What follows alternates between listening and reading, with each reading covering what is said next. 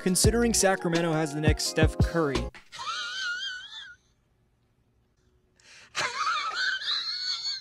they're pretty set in their backcourt, with De'Aaron Fox having a solid rookie year and showing flashes of stardom. In all seriousness, Buddy Hield's a great three-point shooter, still just 24 years old.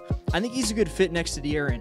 Then the front court is filled with, well, old man Zach Randolph, but long-term there's Scala Biciere and Willie Cauley-Stein, two solid big men that I think could grow into starting caliber players over time, but the question is whether or not any of those two guys makes you think about passing on Marvin Bagley, a power forward. Athletically, though, Bagley's off the charts. He has ball handling and three-point shooting ability at the 4 spot, which of course translates perfectly to today's NBA, though he does the majority of his work on the inside. He excels at finding holes in the defense and getting to the rim, which would help the talent in the Kings' backcourt. Just imagine Fox being able to let his power forward take on a ball handling role.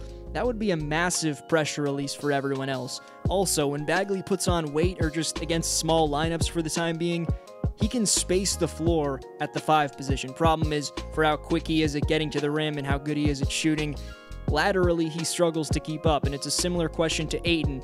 How will he fare against the league's three-point shooting 4 and 5 men? There's a good chance both DeAndre Ayton and Marvin Bagley are going to struggle in that area. Bagley, who's a lefty, has also shown struggles finishing with his right hand.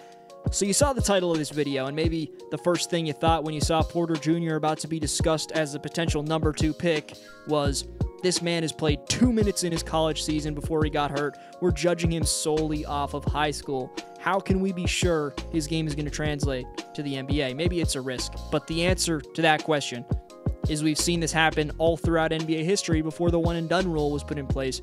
The high school dominance was really something special for MPJ. He's projected by ESPN to go number 6 to Orlando, but we have to speculate based off his size, his ability to play the 3 and 4 with shooting ability. Of course, along with the crazy hops, that is he too much to pass on? He fits the mold of the best players in today's game.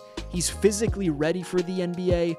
I think this would be a swing for the fences pick at number 2, though, which could end up as a miss, because his ball handling has been questioned by scouts, and of course the back injury, which kept him out all of college. But the reason I bring up Porter Jr. is because if he played to his potential, he would fit perfectly on this Kings team, given they already have 2 young developing big men and guards. It just depends on whether or not they want to take the risk, like the Stauskas pick a few years ago.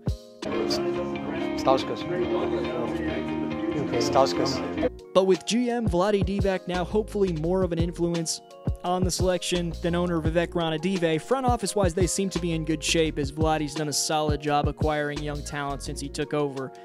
This 2018 pick for Sacktown is the most important of the decade for a number of reasons. The first being that they haven't seen the postseason since 2006, the longest drought in the NBA. And yeah, only for that reason. The Kings need to win and end that streak in the next few years.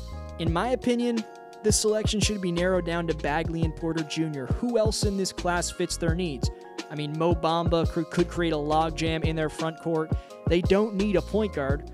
I think a lot of this depends on how they feel about Cauley-Stein and Labissiere. Like, have those guys done enough and prove to the Kings front office that they don't feel they need to draft someone at their position? How do you guys watch and feel about those guys? Are they enough for Sacramento not to select a big man? This is a Hoopstock community. My opinion's not the only one that matters, so feel free to leave your opinion down below. Who should the Kings select? My upcoming vids, I'm going to finish up the top 5 picks in this draft, making an individual vid for the Mavs, Hawks, and Grizzlies. Then I'll talk about who will be the biggest steal in this year's draft. After the draft, I'm continuing this NBA content all summer long. Tons of juicy topics on the way, so subscribe, hit the bell to stay tuned.